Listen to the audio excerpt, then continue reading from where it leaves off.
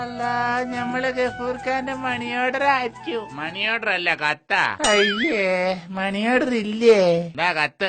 നമ്മളെ ഏറ്റവും പ്രിയപ്പെട്ട തങ്കക്കുടമേ, എന്താ സൂറാവി, ആഗോള സാമ്പത്തിക മാധ്യമവും നിതാക്കത്തിന്റെ പ്രശ്നവും ഗൾഫിനെ വല്ലാണ്ട് ബാധിച്ചു. ഈ മാസം നമ്മള് മൊത്തത്തിൽ ടൈറ്റാണ്. എല്ലാ മാസവും ഞാൻ അയക്കുന്ന മണി ഓർഡർ ഈ മാസം ഉണ്ടാവുന്നതല്ല. എന്റെ സാമ്പത്തിക ബുദ്ധിമുട്ട് അനക്ക് മനസ്സിലാവും എന്ന് വിചാരിക്കണു. അതുകൊണ്ട് അനക്ക് ഈ മാസം 25,000 റുപ്യക്ക് പകരമായിട്ട് ഞാൻ നിനക്ക് ഒരു 100 സ്നേഹ ചുംബനം ഇതിനോടുകൂടി അയക്കുന്നു. ഉമ്മ ഉമ്മ ഉമ്മ ഉമ്മ. നമ്മളെ ഇവിടുത്തെ അവസ്ഥ മനസ്സിലാക്കി ഇതുകൊണ്ട് തൃപ്തിപ്പെടണമെന്ന് അഭ്യർത്ഥിക്കുന്നു എന്ന് സ്നേഹത്തോടെ ഗഫൂർക്ക.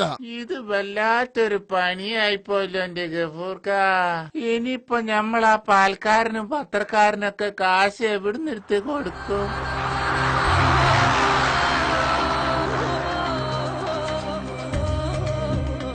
ഗഫൂർക്ക, നാട്ടിൽ നിന്ന് നിങ്ങളുടെ ഭാര്യന്റെ കത്ത് വന്നിട്ടുണ്ട്. അൽഹംദുലില്ലാ, വേഗം എടുക്ക്. നമ്മളെ പ്രിയപ്പെട്ട ഗഫൂർക്ക, എന്തോ നിങ്ങളയച്ച 100 ചുടി ചുംബനങ്ങളും നമ്മള് കിട്ടി ബോധിച്ച് വളരെ നന്ദിയുണ്ട് ഗഫൂർക്ക, നന്ദിയുണ്ട്. കഴിഞ്ഞ മാസത്തെ ചെലവിന്റെ കണക്കുകളൊക്കെ ഞാൻ ഇതോടൊപ്പം അയക്കുന്നുണ്ട്. ഒരു മാസത്തെ പാലിന്റെ കാശിന് പകരമായിട്ട് പാൽക്കാരന് ഞാൻ 2 ചുടി ചുംബനം കൊടുത്ത് അത് സെറ്റിൽ ചെയ്ത് ബില്ല് അടക്കാഞ്ഞിട്ട് ഫ്യൂസ് ഊരാൻ വന്ന കറണ്ട് ഓഫീസിലെ ആൾക്ക് 7 ചുംബനങ്ങൾ കൊടുത്ത്. അങ്ങനെ അയാൾ ഫ്യൂസ് ഊരാതെ പോയി. വാടക വാങ്ങാൻ വന്ന ഹൗസ് ഓണർക്ക് 10 ചുംബനങ്ങളാണ് കൊടുത്തത്. അതും വാങ്ങി അടുത്ത മാസം നേരത്തെ വരാന്ന് പറഞ്ഞ ആള് പോയി. പറച്ചോനെ, ആ ഹൗസ് ഓണർ എന്ന് പറഞ്ഞ ബലാല് നമ്മളെ വല്യാറിന്റെ മോനാണല്ലോ. പിന്നെ പലചരക്ക് കടയിലെ ദാമോരേട്ടന് പറ്റ് തീർക്കാൻ 11 ചുംബനം കൊടുക്കേണ്ടി വന്നു കേട്ടോ.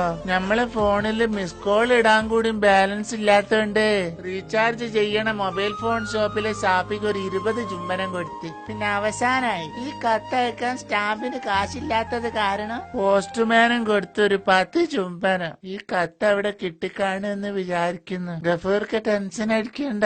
നിങ്ങൾ അയച്ച 100 ചുംബനത്തിൽ ഇപ്പോഴും 40 എണ്ണം ബാക്കിയുണ്ട്. അത് അടുത്ത മാസത്തേക്ക് വരവ് വെച്ചോളാട്ടാ.